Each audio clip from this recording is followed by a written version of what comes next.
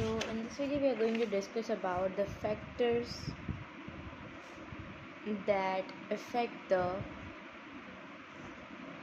equilibrium. Okay, so as it's on what is equilibrium, when the product and the reactant basically leave their concentration become equal is called the equilibrium. Okay, constant equilibrium. So the factors that affect the equilibrium, we are also calling that as a Le-Chatelier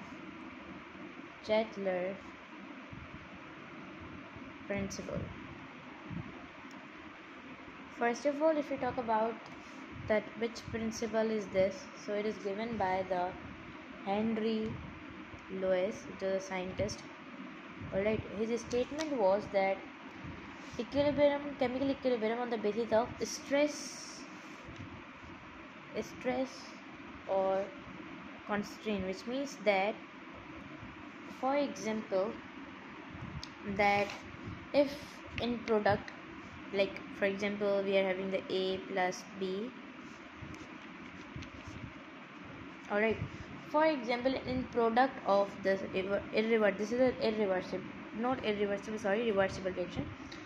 For example, we got the product less, alright, and we want the product more. So the scientist said to develop the stress, alright, to develop the condition or stress, we are having the stresses like concentration, temperature, pressure, catalyst we can use. So to use the conditions, we can get the more product. Alright, that was his statement. Okay, for example, take the example of the seesaw. Okay, so if the stress will be developed, alright, for example it is moving up downward, it is moving, this side is moving upward, so this we have produced a stress, alright, so it will try to be stable, alright, it will try to be stable in one side. This is in the two direction, up and down, when stress is occurred. So it will do what? It will try to be stable. Okay, if a stress is applied to a system of chemical equilibrium, before that it was chemical equilibrium, it was stable. When we have developed the stress, it is moving up and down, alright. So if a stress is applied to a system of chemical equilibrium, so the result will be the equilibrium is disturbed, alright, and it is, you can say, the equilibrium will be changed. So to develop the certain, you can say, it will try to do what? It will try to be stable. So this is, you can say, that we have developed a stress, alright. So if we talk about the stress, so that is concentration.